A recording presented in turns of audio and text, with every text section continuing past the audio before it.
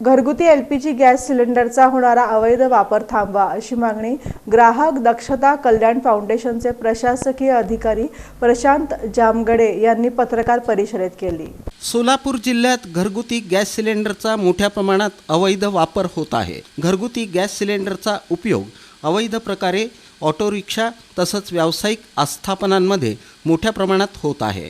ग्राहक दक्षता कल्याण फाउंडेशनच्या स्वयंसेवकांनी या संदर्भात केलेल्या पाहणीत सोलापूर शहर तसंच संबंधित तालुक्यांमध्ये अशा ठिकाणांची माहिती आणि पुरावे मिळवले आहेत।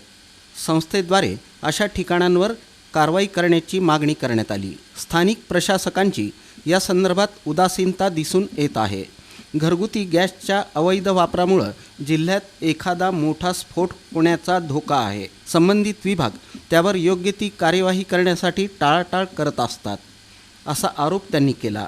जर स्फोट होऊन निष्पाप नागरिकांच्या जीवाला काही बरं वाईट झालं तर त्याची जबाबदारी कोण घेणार हा एक मोठा प्रश्न निर्माण झाला आहे।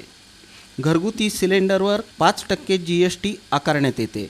तसंच व्यावसायिक सिलेंडर आणि ऑटो LPGवर 18% GST आकारण्यात येते। या सर्व अवैध प्रकारामुळे महसूल विभागाला 13% GSTचं थेट नुकसान होत आहे। हा सर्व काळाबाजार आटोक्यात आणला तर सामान्य नागरिकांना सिलेंडर 300 रुपयांमध्ये सुद्धा मिळू शकतो।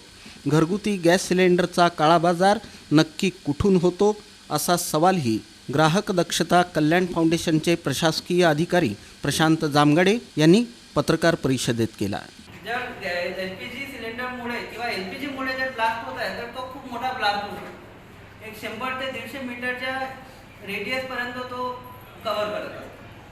आता या सर्व गोष्टी आम्ही आपले जिल्हाधिकारी साहेब आणि जिल्हा पुरवठा अधिकारी साहेब यांच्याकडे आताच नाही तर भरपूर दिवसापासून आम्ही खूप दिवसापासून या गोष्टीचा पाठपुरावा करत आहे, परंतु हे जे इतके लेटर आहे फक्त मागच्या 2 महिन्यातले आहेत। यामध्ये आम्ही त्यांना लोकेशनही दिलेले आहेत, फोटो दिलेले आहेत, पुरावे दिलेले आहेत, पण तरी सुद्धा जिल्हा पुरवठा अधिकारी आणि अन्नधान्य वितरण अधिकारी या गोष्टीकडे लक्ष देत नाही, गांभीर्याने लक्ष देत नाही। जर सोलापूर शहरामध्ये किंवा सोलापूर जिल्ह्यामध्ये कुठे खूप मोठा ब्लास्ट झाला आणि ब्लास्ट होऊन सामान्य नागरिकांच्या जीवितहानी किंवा मालमत्तेची हानी झाली तर त्याची जिम्मेदारी पुरवठा अधिकारी घेणार आहेत का किंवा अन्नधान्य वितरण अधिकारी घेणार आहेत का असा मी तुमच्या माध्यमातून त्यांना प्रश्न विचारण्याचा प्रयत्न करत। या पत्रकार परिषदेला रवींद्र ब्राह्मणे, कृष्णा पवार, सोमनाथ पवार यांची उपस्थिती होती।